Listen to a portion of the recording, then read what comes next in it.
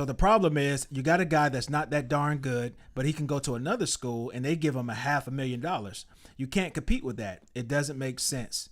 And he was basically saying that you understand darn near why they're in the playoffs. It's kind of hard to compete with somebody who's given 25 to 30 million to a freshman class. It's crazy. And went on to say, like, you're going to continue to see all the same teams in the college football playoffs because they're the ones, the powerhouses who have the money. I have several issues with this. It's easy to see that this is a cop out. This is a, if we struggle this season, I'm telling you 8 months in advance why we struggled this season. We can't compete with the bigger guys, and so he's pissing on the crops. Now here's what he says. He says, "I wish there was a cap at the Big 12 Coaches Roundtable." That's what they call it. Like the top of the line player makes this, and if you're not that type of guy, you're not going to make that. That's what the NFL does. So the problem is you got a guy that's not that darn good, but he can go to another school and they give him $500,000. You can't compete with that. It doesn't make sense. And he was basically saying that you understand darn near why they're in the playoffs. It's kind of hard to compete with somebody who's given 25 to 30 million to a freshman class. It's crazy. And went on to say, like, you're going to continue to see all the same teams in the college football playoffs because they're the ones, the powerhouses who have the money. I have several issues with this. Number one, it's easy to see. It's easy to see that this is a cop out. This is a, if we struggle this season, I'm telling you 8 months in advance why we struggled this season. We can't compete with the bigger guys, and so he's pissing on the crops. Yeah, and that's the one thing I have. Okay, the second issue I have with this is, and yes, I'm still on this. I'm not leaving this. Is okay. You guys told me that he was leaving the HBCU to go to Colorado because that's where all the money is.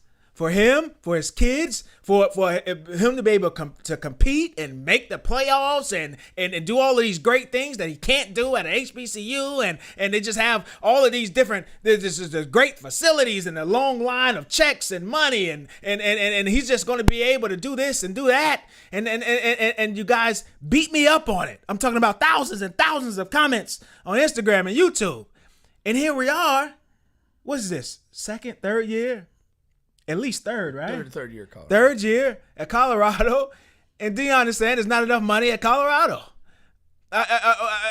What is this? You guys told me there was going to be a way more. And he was going to be able to compete. Now he's complaining about there's not enough money at Colorado. Third thing is, this is a precursor. He's going to leave. And also, you didn't really care about a salary cap when your two kids was there. You know what I mean? When they were eating up the money. Shout out to Shador getting the Lambos or whatever cars he was getting and all of this and that good stuff. 6th-round draft pick. I agree. Getting millions of dollars. I agree with the first part. I mean, a lot of this is self-serving, and Deion has just a huge pattern of just self-serving stuff. I think he's really a twisted guy. I think he says a lot of things that he positions them to be for a greater good. Whether that was banging the HBCU drum when he was there, and in a way, here's the thing: I don't necessarily disagree with the salary cap take. Yeah, but I think it's a little insincere coming from him because you kind of know the situation he's in, and he's a little bit desperate to manage expectations for what this team's going to look like. And but I do think the salary cap or some sort of financial controls are going to be in place. It is also insincere to say, though, that the same teams win all the time, because we had the same teams winning all the time before the NIL era. So, again, at the end of the day, the most financially supported teams are going to be in the final mix. Yeah. It's not an even playing field, and it probably never will be. And so the teams that go out and spend the money, and you're just spending the money differently. Before it was pouring money into these facilities and all these little gadgets and things. And now, because you can play the players overtly, it's just buying a roster every year and turning it over. But as a college football fan, and really just a fan of development, like not having a salary cap of any kind and not having any essentially contractual integrity with the transfer portal, every year is a free-for-all, and you're going to price yourselves into some really difficult situations.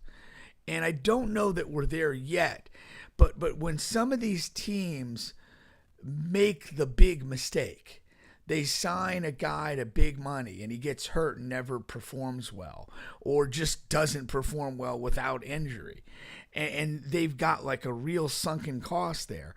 How is college football going to react to that?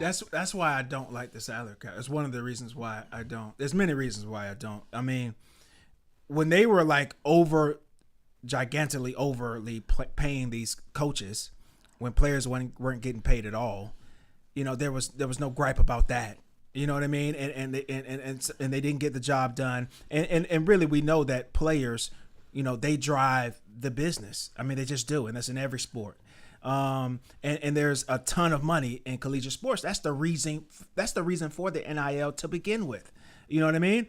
And then also, it's like we're limiting these players. Now all of a sudden we get to the point where they can earn money legally. You don't have to go under the table.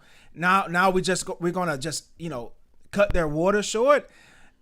Allow these are massive schools. They have massive amount of money. They're not hurt. These institutions are not being hurt by the money that they're shelling out. There was what I mean. So if we put a salary cap on it, they're going to be able to keep more of their money. And why should they? Why? When the players are generating all of it for them. It's just, you know what I mean? So we're going to limit the players and how much they can earn and give more money to the institution. I don't know. I understand, I do understand the other side of it, but I don't agree with it. I can understand it, but I don't agree with it. It's not like it doesn't make any sense at all. It does. But, and then when you go with a salary cap, right? Like you said, you got the injury piece. You have the piece, like you said, if a guy just doesn't work out. Like what if we paid Anthony Richardson, and we gave him a fucking, whatever, a crazy deal that was the most in history. You know what I mean? And he plays whatever he played for the Gators, 5-6 games in 3 years or whatever.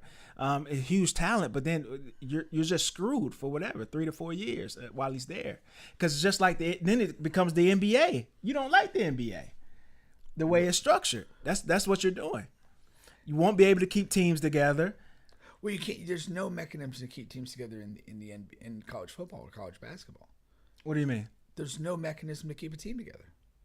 No, but I'm saying like guys are hitting the portal like after a year or two. Right, so that's what I'm saying. Like, and that's nothing now like, to get more money, right? Like not even because of pay, or they could just not even because of playing time or whatever, a coach or this.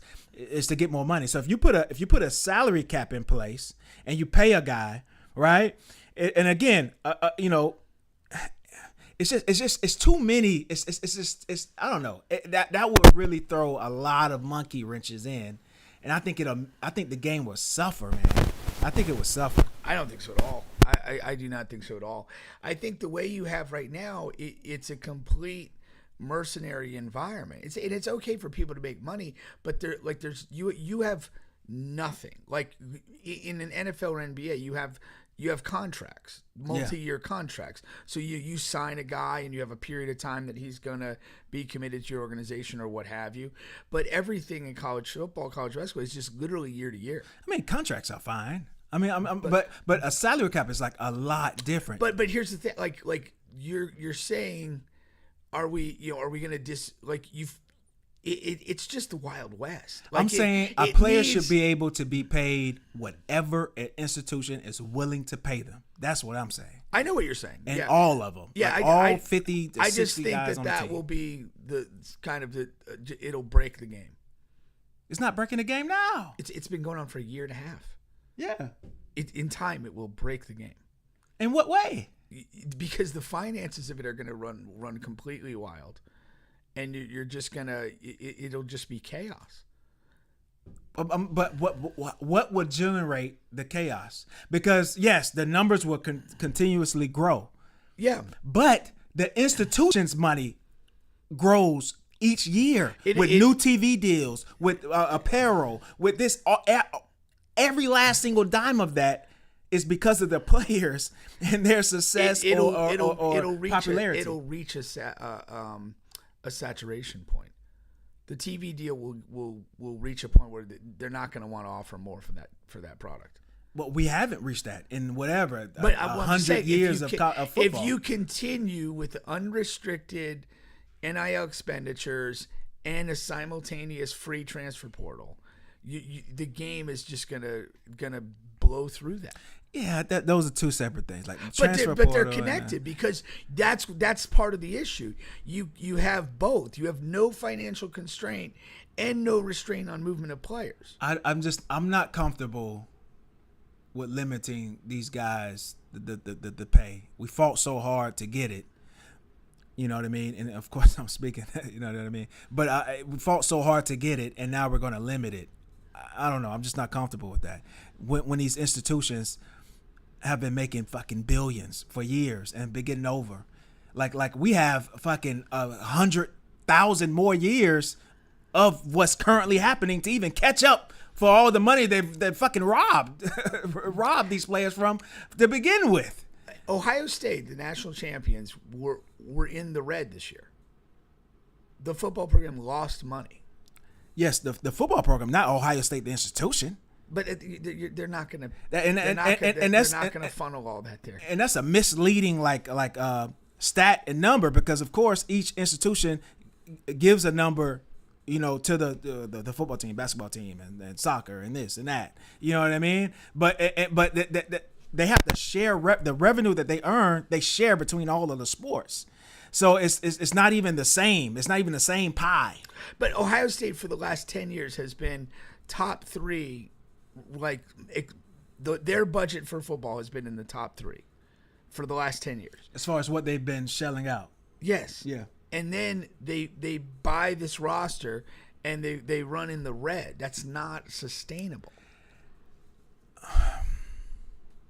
What I'm saying is that there's not a direct correlation. What's that? That's not a direct correlation. It's not a hand in hand.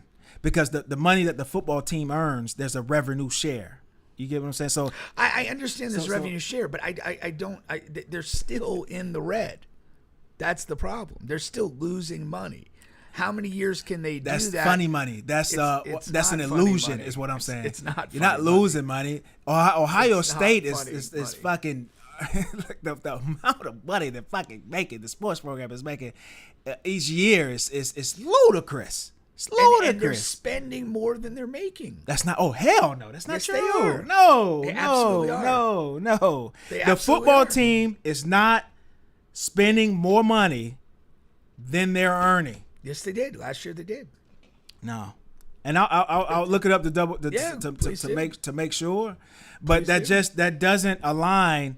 Like the red would be so large because of the revenue share. Like they're fighting to get rid of that. Maybe that's a part of the reason, but because of the revenue share, that's just no way.